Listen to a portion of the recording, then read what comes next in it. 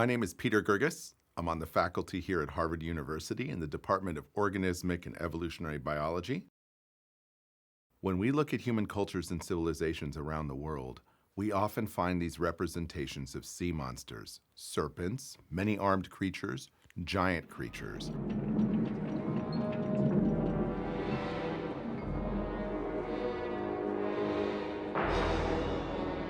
I think today, the classic sea monster has got to be the Kraken, the giant squid.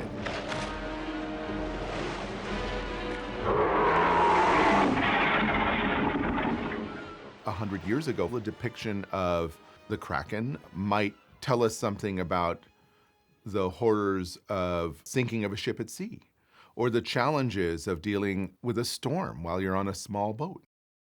When we see Krakens pop up today, it's almost always trying to tell you something about the unmanageable. A drink that is so good that you can't even wrap your mind around it, or a hazard at an industrial site that is too much for you to cope with. So many of these sea monsters are given a personality that I think tells us about some of our worst attributes as humans. And we just heap them upon these particular sea monsters and use them to show some of the worst sides of ourselves.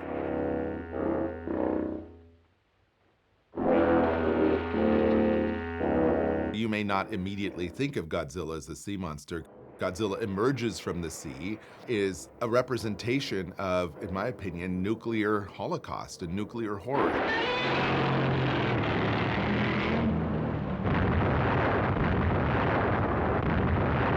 A lot of sea monsters we see in fiction are based on real creatures.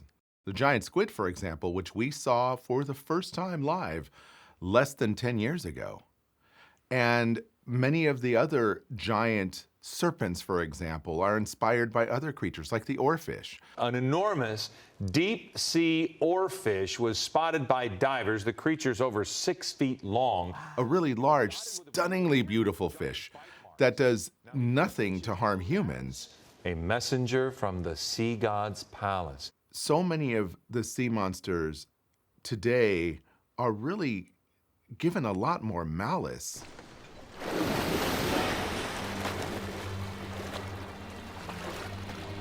One of our most classic examples of a sea monster in modern society is Jaws. You're gonna need a bigger boat.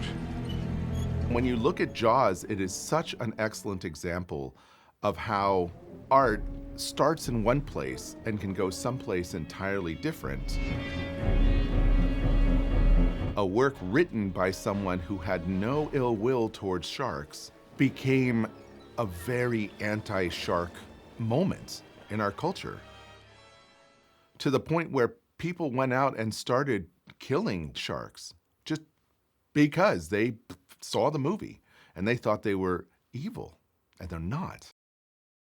At the end of the day, these sea creatures are just doing what they do. They're just trying to make a living, going about their day, and not a one of them cares about us and wants to hurt us in any way, shape, or form. When I think about what the real monster is today, I think it's humanity's tendency to fear what it doesn't understand and to ignore those things that are out of sight.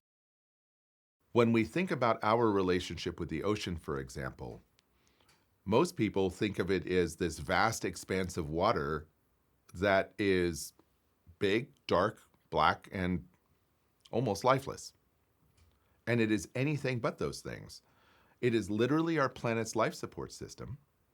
And just because we don't relate to or understand the deep sea anglerfish or the oarfish, or it isn't warm and cuddly in a way that makes us want to give it a hug, doesn't mean that they don't matter.